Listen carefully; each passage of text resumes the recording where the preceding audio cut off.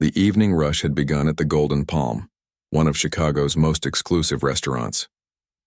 The soft glow of crystal chandeliers reflected off polished silverware as the city's wealthiest discussed business deals over $50 appetizers. Among the busy staff weaving between tables was Jasmine Bennett, a 28-year-old waitress whose quick smile hid the exhaustion of someone working her third double shift that week. Jasmine adjusted her black bow tie and smoothed down her crisp white shirt before approaching her newest table. She had been at the Golden Palm for almost 2 years now, and while the pay was good, especially the tips, nights like these tested her patience. Still, she needed this job. The tuition bills from the Chicago Conservatory of Music wouldn't pay themselves. "Good evening. Welcome to the Golden Palm. My name is Jasmine, and I'll be taking care of you tonight," she said with practiced warmth, her notepad ready. "May I start you off with something from our wine selection?" The 4 men at the table barely glanced up at her. 3 of them were engrossed in their phones, but the 4th, seated at the head of the table, looked up with cold, evaluating eyes. Richard Harrington was a familiar face, not just to Jasmine but to anyone who read the business section of the newspaper. His real estate company had transformed Chicago's skyline over the past decade, and his reputation for ruthlessness preceded him. Well, Harrington said, leaning back in his chair. He was in his late 50s with silver-streaked hair and a tailored suit that probably cost more than Jasmine's monthly rent. "They've sent us the help."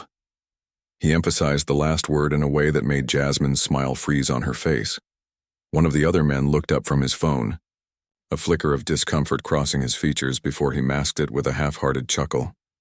"We'll have a bottle of the 2010 Chateau Margaux," Harrington said, not bothering to consult the wine list. "Assuming you know what that is?" He raised an eyebrow at Jasmine. "An excellent choice, sir," Jasmine replied, maintaining her professional tone. "One of our finest Bordeaux offerings. Would you like to taste it first, or shall I pour for the table?" A flash of surprise crossed Harrington's face, quickly replaced by indifference. "I'll taste," he said curtly. As Jasmine walked away, she heard Harrington's voice carry across the restaurant. "They'll hire anyone these days. Back when Jerome owned this place, he knew how to select proper staff." The comment stung, but Jasmine had developed thick skin. She'd faced worse in her life, especially growing up on Chicago's South Side, where expectations for a young black girl rarely included attending one of the nation's top music conservatories. She thought of her grandmother, who had raised her after her parents died, and how she would tell her to rise above the pettiness of small-minded people. In the service area, Jasmine took a deep breath and reached for the wine Harrington had ordered. "That table giving you trouble?" asked Luis, one of the senior waiters who had become something of a mentor to Jasmine. "Nothing I can't handle," she replied, carefully extracting the expensive bottle from the temperature-controlled cabinet. "Just another day serving the 1%. Luis frowned. "Harrington's a big tipper, but he's got a reputation. Don't let him get to you." "Trust me, I've got bigger things to worry about," Jasmine said. "Like my piano recital next week. Professor Chen thinks I'm not connecting emotionally with Chopin's Ballade No. 1. Luis smiled. "Always the musician first, waitress second." "Has to be that way," she said. "This job is my means. Music is my end." When she returned to the table, Harrington and his associates were deep in conversation. She caught fragments as she approached. "Charity Gala is next month. The symphony's involved, and all the usual suspects will be there with their checkbooks open. Better entertainment this year. Last time, that violinist nearly put me to sleep." Jasmine gently placed the wine bottle on the table and presented it to Harrington. "Your Chateau Margaux, sir." He barely acknowledged her as she opened the bottle with practiced precision. After pouring a small amount into his glass, she stepped back and waited.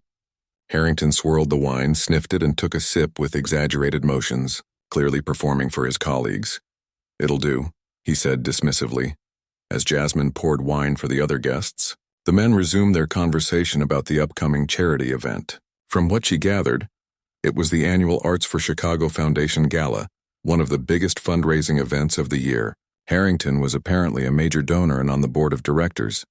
"Are you gentlemen ready to order? Or would you like a few more minutes with the menu?" Jasmine asked when she'd finished pouring. "I think we need someone with a bit more experience to guide us through the menu," Harrington said, looking around for another server. "No offense, but I'm hosting important clients here." The other men at the table looked uncomfortable. One of them, younger than the others with kind eyes, spoke up. "I'm sure she knows the menu just fine, Richard. I've been working here for nearly 2 years, sir," Jasmine added politely. "I'd be happy to recommend our chef's specialties or answer any questions about the menu." Harrington sighed dramatically. "Fine, what's good here?" For the next few minutes, Jasmine expertly guided them through the menu, describing dishes in mouth-watering detail and making recommendations based on the chef's fresh ingredients. Despite himself, even Harrington seemed impressed by her knowledge. After taking their orders, Jasmine headed to the kitchen. As she was entering their order into the system, she felt a tap on her shoulder. It was Thomas, the restaurant manager. "Jasmine, you're handling table 7, right? Harrington's group?" he asked, his brow furrowed with concern. "Yes, why?" "He just asked to speak with me. Wanted to know why we'd assigned, and I quote, an inexperienced girl to his table."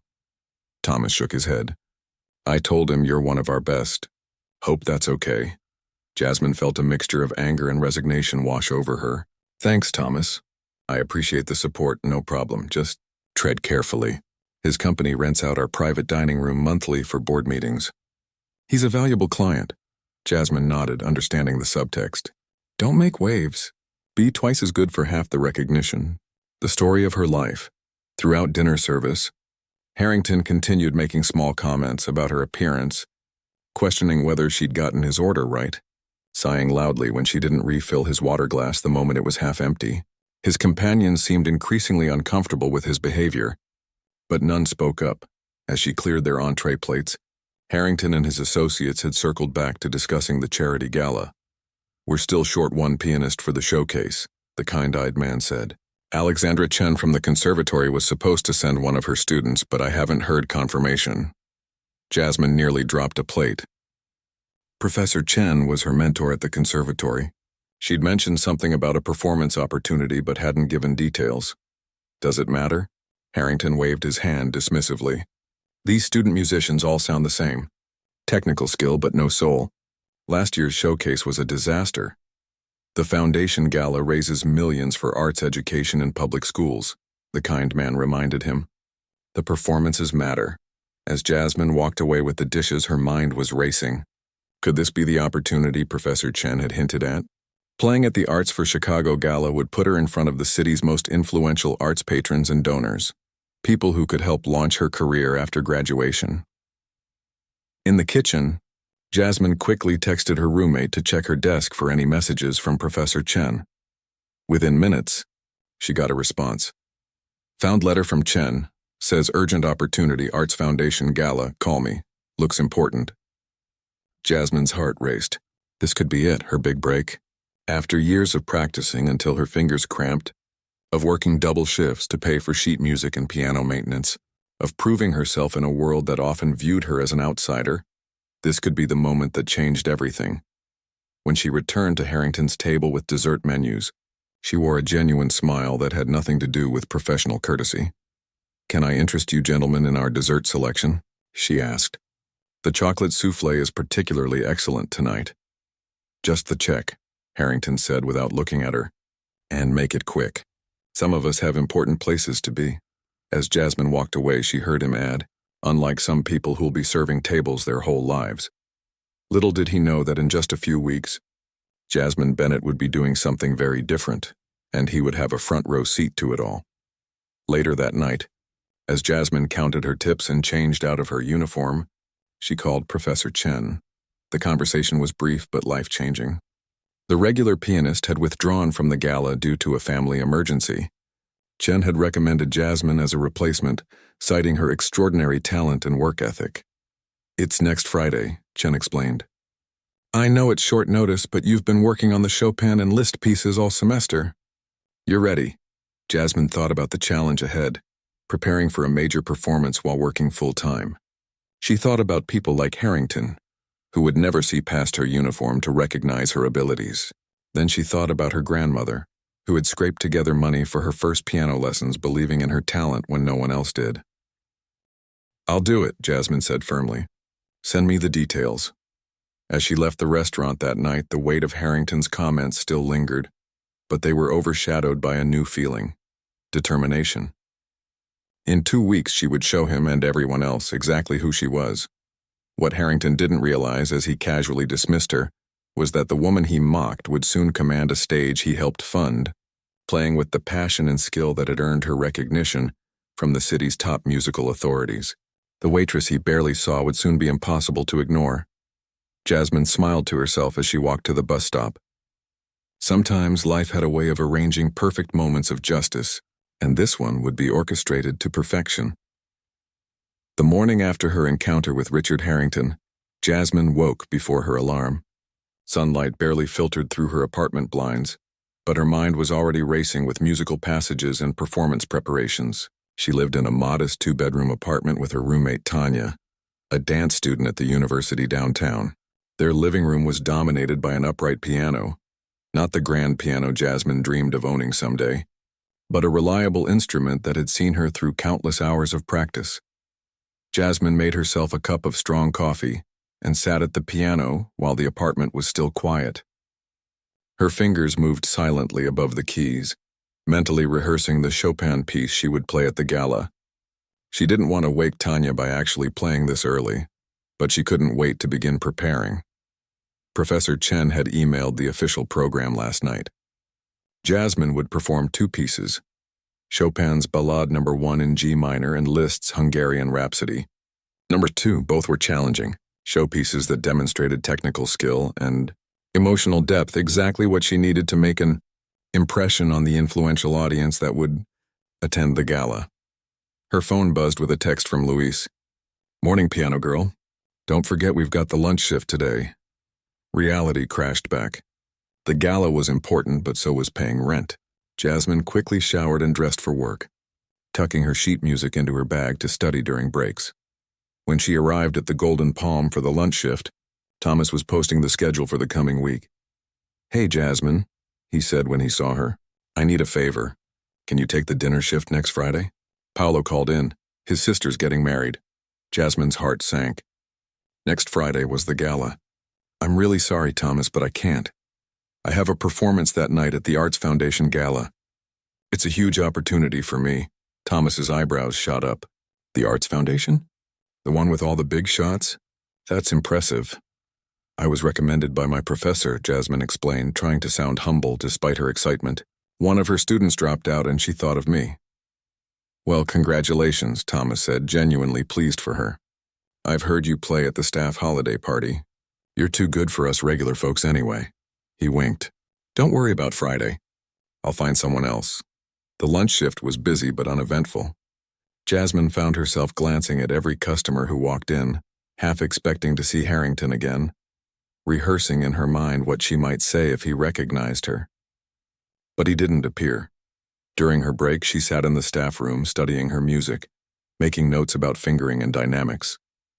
Luis peeked over her shoulder.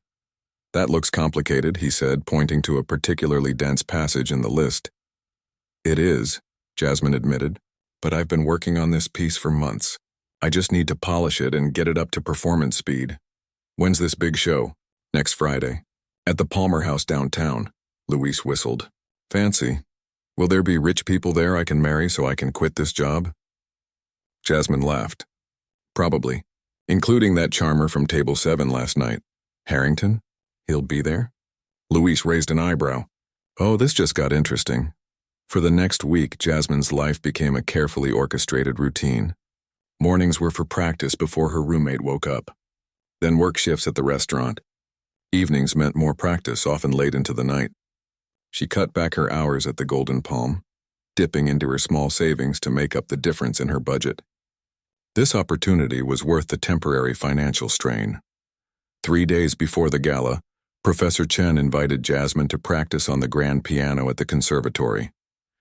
The difference between her upright at home and the magnificent Steinway in the practice hall was striking. The grand piano responded to her touch with a richness and depth that made her fall in love with the music all over again. "You've made remarkable progress," Professor Chen observed, her normally critical expression softening. "The technical aspects are solid. Now you need to focus on telling the story through the music." "The story?" Jasmine asked. "Every piece tells a story. Chopin's ballad. It's about longing, about fighting against circumstances, about triumph over adversity." The professor looked at Jasmine meaningfully. Something I think you understand quite well. Jasmine nodded slowly. She did understand. She thought about her grandmother working 2 jobs to support them, about the skeptical looks she'd received when she first auditioned for the conservatory, about Harrington's dismissive comments. Yes, she understood fighting against circumstances. Play it again, Professor Chen instructed. But this time, don't just play the notes. Tell your story. Jasmine closed her eyes for a moment, then began to play. This time, something was different. Her fingers moved with the same precision, but there was a new quality to the music, a raw emotional power that filled the practice hall. When she finished, Professor Chen was silent for a long moment. That, she finally said, is what will make people remember you. The night before the gala, Jasmine couldn't sleep. She tossed and turned, playing the pieces in her mind, worrying about mistakes that might happen, imagining the faces of the audience. Around midnight, she gave up on sleep and slipped out to the living room to practice with headphones plugged into her digital keyboard. Tanya found her there at 2 a.m., still practicing. You need to rest, her roommate said firmly, unplugging the headphones. You're ready. You've been ready. But you won't play well if you're exhausted. I know, Jasmine sighed. I'm just nervous. This could change everything for me. It could, Tanya agreed, sitting beside her on the piano bench. But even if it doesn't, you're still an amazing pianist. One performance doesn't define you. Jasmine nodded, grateful for her friend's perspective. You're right. I should sleep. Damn right I'm right, Tanya grinned. Now go to bed. Tomorrow you're going to blow their fancy socks off. The day of the gala arrived with perfect autumn weather. Jasmine had the day off from the restaurant. Thomas had insisted she take it to prepare. She spent the morning doing light practice, focusing on problematic passages but being careful not to tire her hands. In the afternoon, she began getting ready. The dress had been another expense, a floor-length deep blue gown that complemented her dark skin and made her feel like the professional musician she aspired to be. It was the most she'd ever spent on a single item of clothing, but as she looked in the mirror, she knew it was worth it. Tonight, she wouldn't be a waitress. She would be Jasmine Bennett, pianist. Tanya helped her with her hair, styling it in an elegant updo. You look incredible, her roommate said. Like you belong on a magazine cover. Let's hope I sound as good as I look, Jasmine replied, trying to calm the butterflies in her stomach. She took a rideshare to the Palmer house, not wanting to risk wrinkling her dress on public transportation. The historic hotel was illuminated against the darkening Chicago sky, its grand entrance busy with arriving guests in formal attire. For a moment, Jasmine hesitated at the entrance, feeling out of place despite her carefully chosen outfit. Then she remembered her grandmother's words, "You belong wherever your talents take you." Taking a deep breath, she walked in. The ballroom had been transformed for the gala. Crystal chandeliers cast a warm glow over dozens of elegantly set tables. A stage had been set up at one end with a magnificent grand piano as its centerpiece. Jasmine checked in with the event coordinator, who directed her to a small room adjacent to the ballroom where performers could wait and warm up. Other musicians were already there, a string quartet, a young violinist and an opera singer running through vocal exercises. Jasmine found a quiet corner and went through her own warm-up routine, flexing her fingers and mentally reviewing the pieces. Through the door, she could hear the ballroom filling up. The murmur of conversation, the clink of glasses, the subtle sounds of wealth and influence gathering. Somewhere out there was Richard Harrington, unaware that the waitress he had dismissed would soon take center stage. A production assistant with a clipboard appeared at the door. 15 minutes until the program starts. Ms. Bennett, you'll be performing fourth after the string quartet. Jasmine nodded, her mouth suddenly dry. The waiting was always the hardest part. She peeked through the door into the ballroom. The guests were taking their seats now, elegant in tuxedos and evening gowns. Near the front, at one of the premium tables, she spotted Harrington. He was laughing with the people at his table, gesturing with a glass of champagne, looking completely in his element among Chicago's elite. Would he recognize her? Or would he see only what he expected to see? A musician, not a waitress? The MC welcomed everyone to the gala, speaking about the importance of arts education and thanking major donors. Harrington was among those who stood to acknowledge the applause when his name was mentioned. The program began. The string quartet played beautifully, filling the ballroom with the rich sounds of Dvorak. The young violinist followed with a technically flawless but somewhat safe rendition of Paganini, and then it was almost her turn.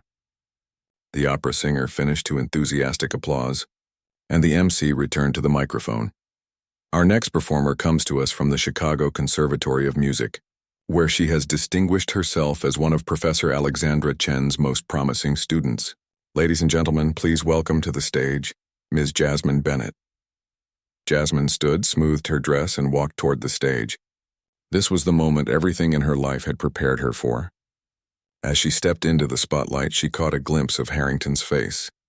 There was a flicker of confusion there, a slight furrowing of his brow as he tried to place where he had seen her before. But Jasmine wasn't focused on him anymore. She was focused on the piano, gleaming under the lights, waiting for her to bring it to life. She sat, adjusted the bench, and placed her hands on the keys. The ballroom fell silent, and then she began to play. The first notes of Chopin's Ballad No. 1 in G minor floated through the ballroom like a gentle question. Jasmine's fingers touched the keys with delicate precision, drawing the audience in with the piece's deceptively simple opening. She kept her eyes on the piano, aware of the hundreds of influential people watching her but focused entirely on the music. As the piece progressed from its dreamy beginning to more complex passages, Jasmine felt herself settling into a familiar rhythm. The nervousness that had gripped her backstage melted away. This was what she had trained for. This was what she loved. Her hands moved across the keyboard with growing confidence, building the emotional landscape of the piece. The ballad told a story of struggle and triumph, themes that resonated deeply with her own life. When she reached the thunderous middle section, her fingers flew across the keys with passionate intensity, filling the ballroom with sound. In the third row, Richard Harrington sat perfectly still. The champagne glass he had been holding moments ago was now placed on the table, forgotten. The conversation he had been having with the banker to his right had died mid-sentence. His eyes were fixed on Jasmine, recognition slowly dawning on his face. The waitress from the Golden Palm was gone. In her place was an artist commanding one of the most difficult pieces in the classical repertoire with astonishing skill. As Jasmine built toward the piece's dramatic conclusion, Harrington found himself leaning forward in his seat, caught up in the music despite himself. When the final chords of the ballade rang out, there was a moment of complete silence in the ballroom. Then applause erupted, not the polite, measured applause of people who felt obligated to show appreciation but genuine, enthusiastic recognition of exceptional talent. Jasmine looked up for the first time since she had begun playing. Her eyes briefly met Harrington's, and she saw the stunned expression on his face. There was a small private satisfaction in that moment, but she didn't dwell on it. She had one more piece to play without leaving the stage. She took a moment to center herself before beginning Liszt's Hungarian Rhapsody No. 2. Where the Chopin had been emotionally complex and technically demanding, the Liszt was a virtuosic showpiece, a chance for her to display the full range of her abilities. The piece opened with its famously dramatic introduction, Jasmine's left hand providing the ominous bass notes while her right hand added flourishes above. As she moved into the main sections, her fingers danced across the keys with increasing speed and dexterity. The folk-inspired melodies of the Rhapsody filled the ballroom, by turns melancholy and joyful. In the audience, people exchanged impressed glances. The young pianist on stage was not just good, she was extraordinary. Near the back of the room, Professor Chen watched with quiet pride. She had known Jasmine had the technical skills to handle these pieces, but tonight her student was playing with a depth of feeling that couldn't be taught. As Jasmine approached the famous Friska section, the fast-paced, technically challenging finale of the piece, she felt a surge of adrenaline. This was the moment that separated good pianists from great ones. Her hands became a blur over the keys, executing the rapid octaves and dizzying runs with precision and flair. The final chords of the Rhapsody resounded through the ballroom with triumphant energy. Jasmine's hands lifted from the keys, and she finally allowed herself a deep breath. The audience was on its feet before she could stand from the bench. The applause was thunderous, accompanied by cheers and calls of bravo. Even those who attended classical performances regularly were impressed by the young pianist's combination of technical brilliance and emotional depth. Jasmine rose and bowed deeply. her heart pounding with exhilaration and relief. She had done it. Years of practice, of sacrifice, of believing in herself when others didn't. It had all led to this moment. As she looked out at the audience, she noticed Harrington still standing, a complicated expression on his face. Recognition, surprise, and something that might have been respect or embarrassment. It was hard to tell from a distance. Their eyes met briefly again, and Jasmine gave him a small, dignified nod before turning to leave the stage. Backstage, she was immediately surrounded by well-wishers. The other performers congratulated her, and the event coordinator pressed a bouquet of flowers into her hands. "That was phenomenal," the coordinator gushed. "Absolutely phenomenal. The director of the Symphony Society wants to meet you. He's in the audience tonight." Jasmine barely had time to process this information before Professor Chen appeared, her normally reserved expression replaced by an unmistakable look of pride. "You played with your heart tonight," the professor said simply, embracing her. "That's what I've been waiting to hear from you." After catching her breath backstage, Jasmine was escorted to the main ballroom for the reception portion of the evening. The space had been transformed while the performances were taking place. The formal dinner seating had given way to a more open arrangement, with high tables scattered throughout the room and a bar set up along one wall. As soon as she entered, Jasmine became the center of attention. Guests approached her from all directions, offering congratulations and asking questions about her training and future plans. A photographer from the Chicago Tribune asked to take her picture for the arts section. The director of the Symphony Society, a tall woman with silver hair and an intimidating reputation, handed Jasmine her card. "Call my office on Monday," she said. "We should talk about the upcoming season." Jasmine accepted the card with slightly trembling hands, recognizing the opportunity it represented. The Chicago Symphony Orchestra was one of the most prestigious in the country. Even a minor role in their season would be a significant career step. As she navigated through the crowd, accepting congratulations and making connections, Jasmine kept finding herself glancing around for Harrington. Part of her wanted to avoid him entirely, to savor her triumph without the complication of confronting him. Another part wanted to see his face up close, to know for certain that he recognized her as the waitress he had treated so dismissively. She was speaking with a music professor from Northwestern University when she felt a presence at her elbow. Turning, she found herself face to face with Richard Harrington. Up close, she could see that his expression was indeed complicated. There was embarrassment there, certainly, but also something else, a grudging respect perhaps, or at least the recognition that he had severely misjudged her. "Ms. Bennett," he said formally, extending his hand. "That was quite a performance." Jasmine shook his hand, maintaining eye contact. "Thank you, Mr. Harrington." A flicker of surprise crossed his face at her use of his name. "You remember me?" "I do," she confirmed, keeping her voice neutral. "From the Golden Palm." Harrington cleared his throat awkwardly. "Yes, well, I didn't realize you were... That is, I didn't know you were a musician." "I'm both," Jasmine said simply. "A waitress and a pianist. One pays the bills while I pursue the other." He nodded, clearly uncomfortable. "You're very talented." "Extraordinarily so." "Thank you." An awkward silence fell between them. Harrington seemed to be searching for something else to say, some way to acknowledge his previous behavior without directly apologizing for it. "The Arts Foundation does important work," he finally said. "Supporting young artists like yourself. Providing opportunities." "Yes," Jasmine agreed. "Opportunities are essential. But so is recognizing talent wherever it appears, even when it's serving your table at a restaurant." Harrington had the grace to look embarrassed. "Yes, well, point taken." He gestured to a man standing nearby. "This is David Chen, my company's cultural investment advisor.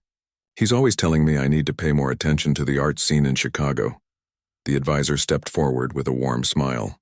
"That was a magnificent performance, Ms. Bennett. Are you planning to record any time soon?" Before Jasmine could answer, she was interrupted by the arrival of Luis and Tanya, who had attended the gala to support her.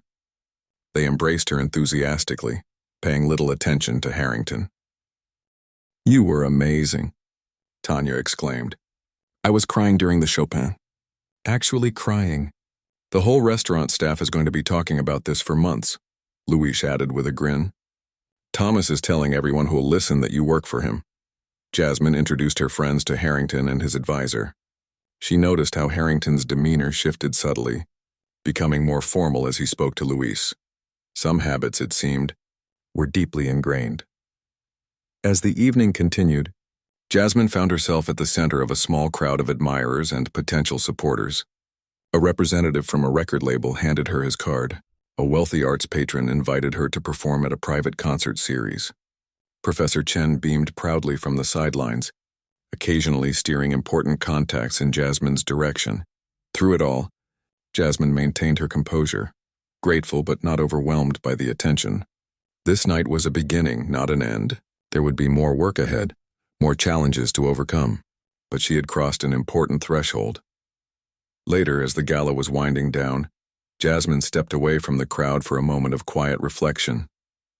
She found a small alcove near the ballroom's entrance and took a deep breath, letting the events of the evening sink in. A server passed by with a tray of champagne. With a start, Jasmine realized it was someone she knew from another restaurant where she had briefly worked last year. "Congratulations," the server said with a genuine smile. "You were incredible out there." "Thank you," Jasmine replied, taking a glass from the tray. She raised it in a small toast. "To all of us working toward our dreams." The server nodded appreciatively before moving on to serve other guests. Jasmine sipped her champagne slowly, savoring both the taste and the moment. Tomorrow she would return to the Golden Palm for her regular shift. She would wear her black and white uniform instead of a blue evening gown. She would serve food and drinks to wealthy customers who might or might not treat her with respect. But something fundamental had changed. Tonight she had shown not just Harrington but herself exactly what she was capable of. And that knowledge would accompany her, whether she was on stage or in the service area of a restaurant. Jasmine smiled to herself. The next time Richard Harrington came to the Golden Palm, things would certainly be different. The morning after the gala, Jasmine woke to the sound of her phone buzzing repeatedly. Squinting at the screen, she saw a flood of notifications, text messages from friends and family, emails from people she'd met at the gala, and several missed calls from numbers she didn't recognize. "What time is it?" she mumbled, rolling over to check her clock. It was already past 10. She had slept later than intended after the excitement of the previous night. She sat up and scrolled through her messages. Tanya had sent her a link to the Chicago Tribune's website, with a string of exclamation points. Clicking it, Jasmine found herself looking at a photo of herself at the piano, hands poised above the keys, face intense with concentration. The headline read, "Unknown Waitress Stuns Elite." Crowd with virtuoso performance. The article praised her extraordinary technical skill and emotional depth beyond her years. It mentioned her dual life as a conservatory student and restaurant server, framing her story as one of determination and hidden talent. The final paragraph noted that several influential figures in Chicago's music scene had expressed interest in helping advance her career. Jasmine read the article twice, a mixture of pride and disbelief washing over her.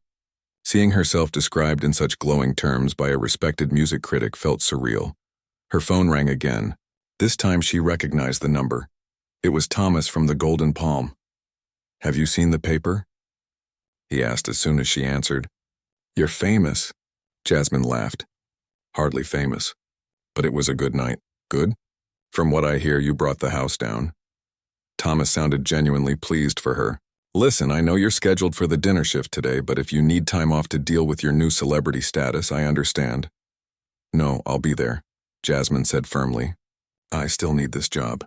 One good night doesn't pay the bills." "Fair enough," Thomas replied. "Just so you know, the restaurant phone has been ringing all morning. People asking if you really are Jasmine.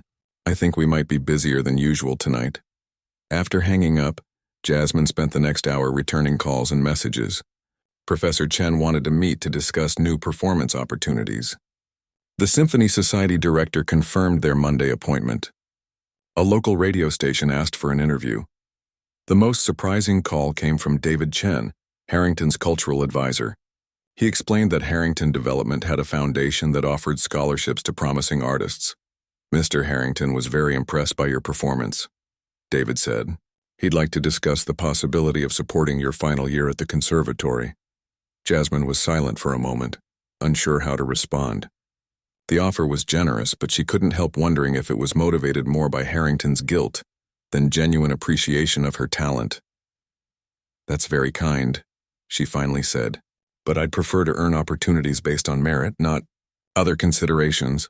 "Of course," David replied smoothly. "Perhaps you'd be willing to meet with Mr. Harrington to discuss it further. He's hosting a small dinner next week for several musicians and arts patrons." Jasmine agreed to think about it, then ended the call.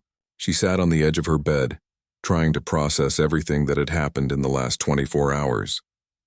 Her life had changed in ways she hadn't anticipated, and she needed time to consider her next steps carefully. That evening, Jasmine arrived at the Golden Palm for her regular shift. As she changed into her uniform in the staff room, Luis bombarded her with questions about the gala. "Did you really make some rich lady cry with your playing? Thomas said someone told him you got a standing ovation that lasted 5 minutes. Jasmine laughed. "It wasn't 5 minutes. Maybe 2. And I don't know about making anyone cry." "And Harrington?" Luis pressed. "How did he react when he realized who you were?" "He was unsurprised." Jasmine adjusted her bow tie in the mirror. "And uncomfortable. But he was polite enough. I would have paid good money to see his face." Luis grinned. Thomas appeared in the doorway. "Jasmine, when you're ready, could you come to my office? There's something I want to discuss." In his small office off the kitchen, Thomas gestured for her to sit down. "I've been thinking," he began. "Your performance last night has brought some attention to the restaurant. Several reservations today mentioned you specifically." Jasmine raised an eyebrow. "Really?" "Yes, and it occurred to me that we might be able to turn this into something positive for both you and the Golden Palm." Thomas leaned forward. "What would you think about playing here occasionally? We could set up the baby grand in the corner of the main dining room. Maybe one night a week."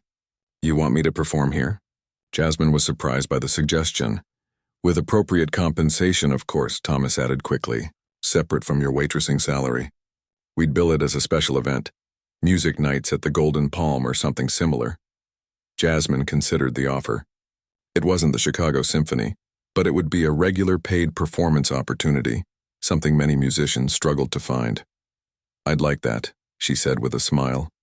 "As long as it doesn't interfere with my studies." "Excellent." Thomas looked pleased. "We can work out the details later. For now, you'd better get out there. We're fully booked tonight, and several tables have requested you specifically." The dining room was indeed busier than usual for a Saturday. As Jasmine moved between tables, she noticed people watching her with curious eyes, whispering to each other as she passed. Some even asked if she was the pianist from the paper. She confirmed it politely but didn't elaborate, focusing instead on providing good service.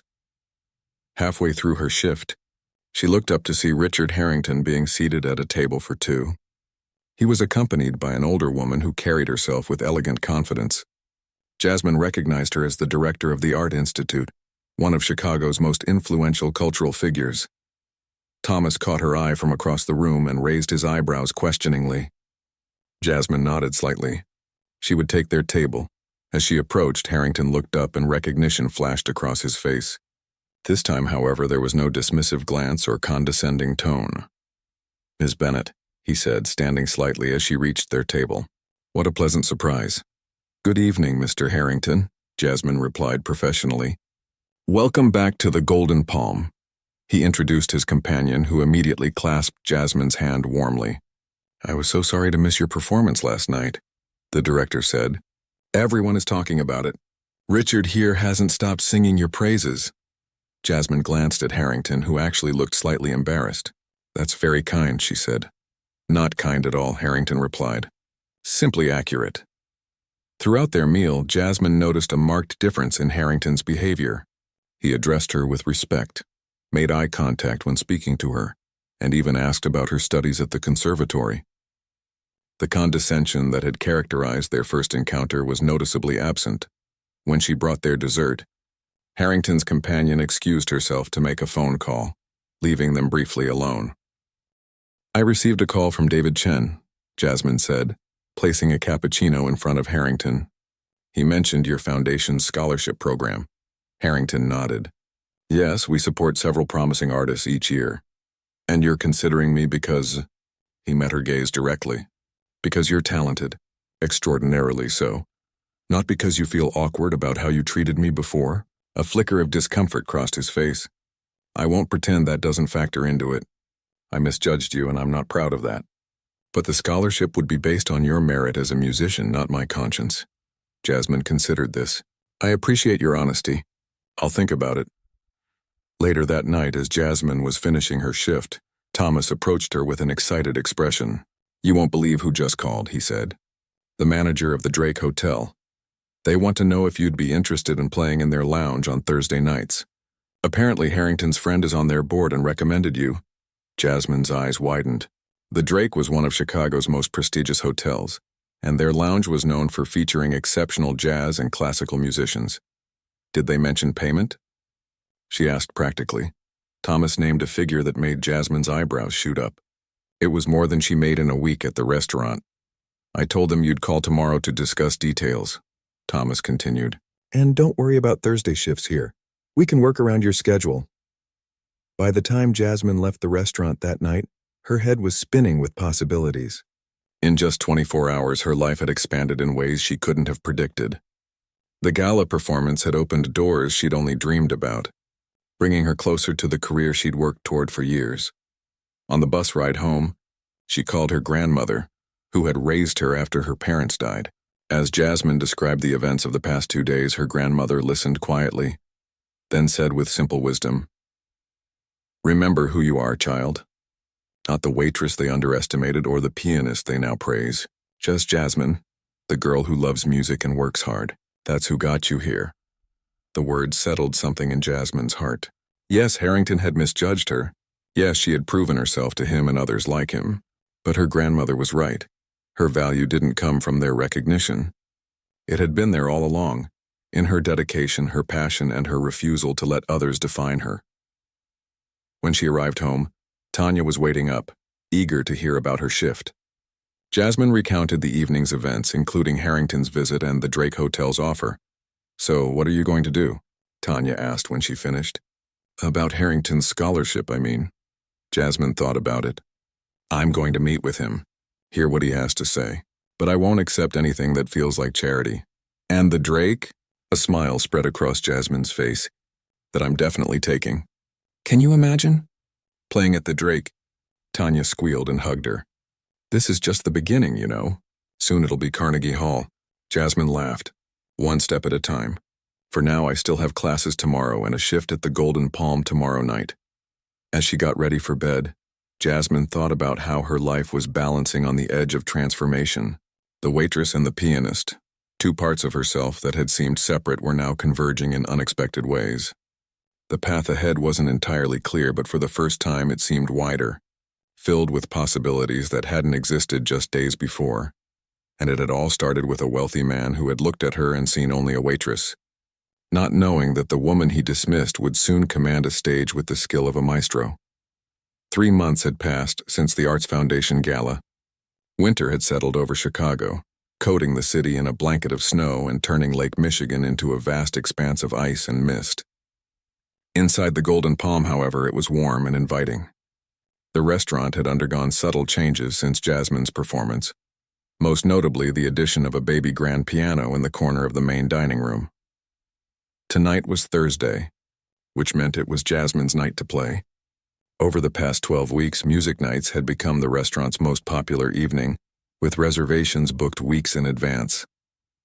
Jasmine would perform 2 45-minute sets, playing a mixture of classical pieces and jazz standards.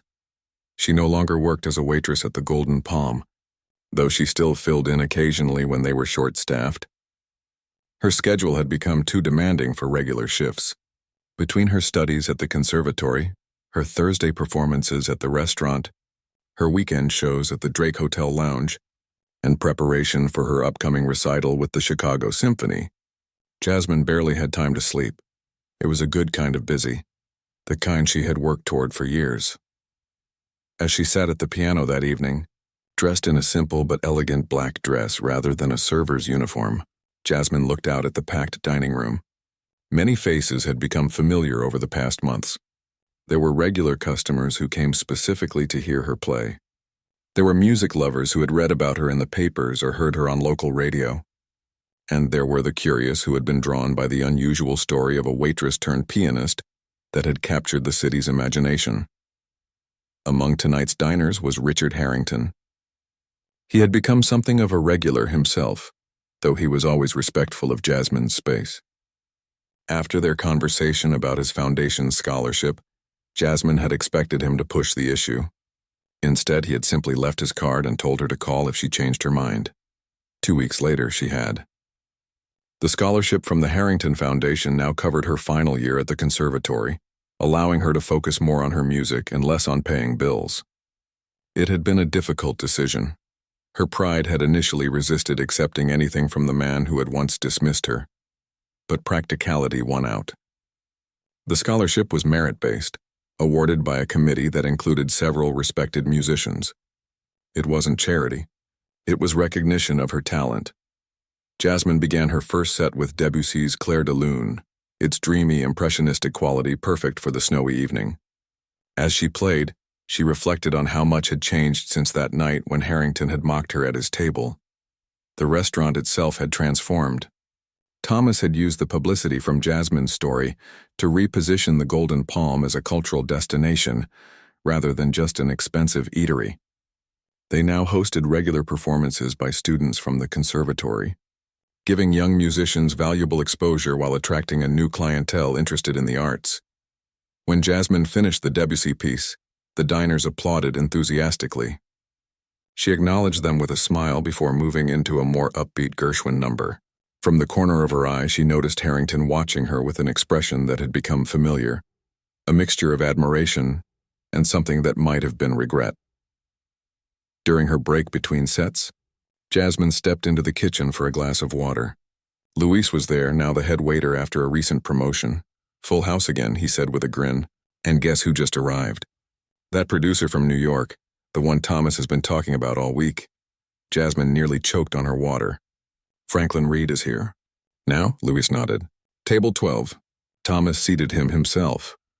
Franklin Reed was a legendary music producer known for discovering and nurturing exceptional classical talent. His label, Reed Classics, had launched the careers of some of the most celebrated pianists of the past decade.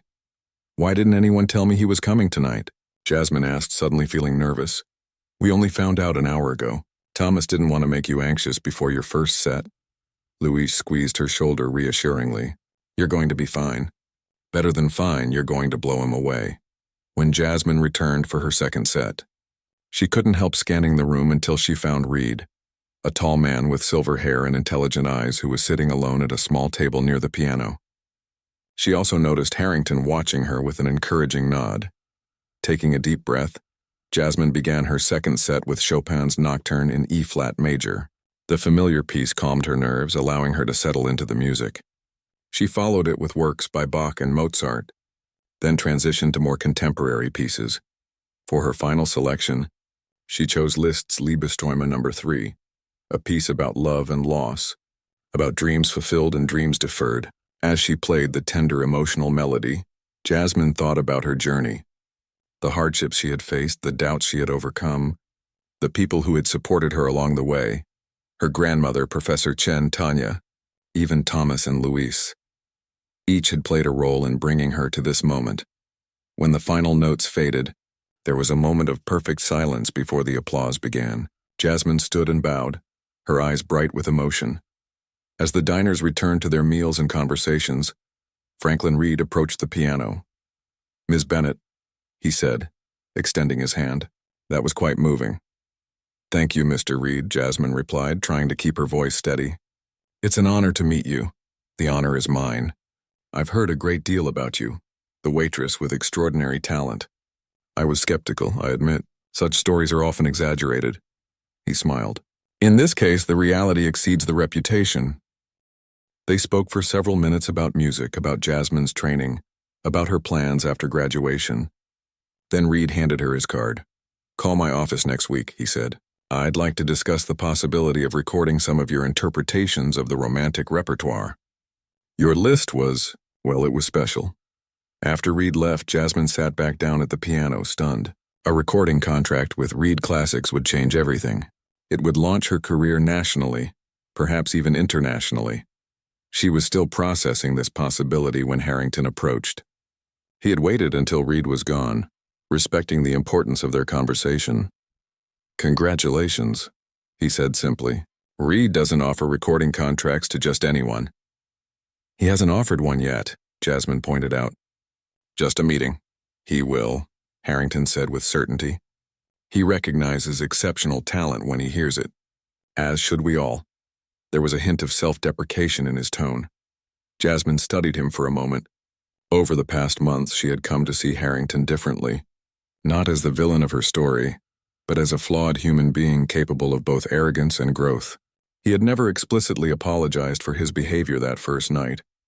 But his actions since then, his respect, his support, his genuine appreciation of her music spoke louder than words. "Thank you," she said. "For the scholarship, for coming to my performances, for—" She hesitated, searching for the right words. "For learning to see beyond my own narrow expectations?"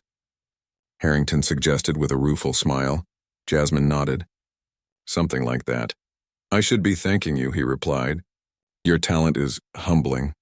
It reminds me that extraordinary ability exists everywhere, often where we least expect it."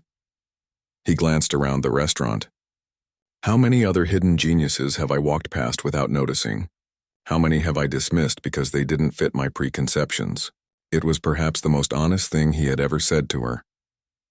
Later that night, after the restaurant had closed, Jasmine found herself alone at the piano. Thomas had given her a key months ago, telling her she was welcome to practice any time after hours. Tonight she didn't play. She simply sat, letting her fingers rest on the cool keys as she contemplated the future opening before her. Her phone buzzed with a text from Tanya. "How did it go? Did Reed show up?" Jasmine smiled and typed back, "Yes. Meeting next week to discuss recording contract." The reply was immediate. Then another text arrived, this one from her grandmother. "Proud of you, baby girl. Always knew you'd make it." Tears pricked at Jasmine's eyes. She had indeed made it, though not in the way most people might think. Success wasn't just Reed's interest or the scholarship or the applause. It was the journey itself. From the little girl practicing on a second-hand upright to the confident musician she had become. As she gathered her music and prepared to leave, Jasmine remembered something Professor Chen had told her early in her studies. A true musician doesn't just play notes, they tell their story through sound. Her story was still unfolding, with new chapters waiting to be written, but the most important part had already been told. The part where a young woman refused to be defined by others' perceptions, where she had used their underestimation as fuel for her own fire. Jasmine turned off the lights in the restaurant and stepped out into the snowy Chicago night. Tomorrow she would begin preparing for her meeting with Reed. She would practice new pieces for her symphony performance. She would have lunch with Tanya and call her grandmother. She would continue being exactly who she was, Jasmine Bennett, no longer just the waitress or just the pianist, but a whole person embracing all facets of her journey. A person who had taught at least one wealthy man the importance of looking beyond appearances, of recognizing the genius that might be serving his table. And perhaps, just perhaps, that lesson was as valuable as any music she would ever play.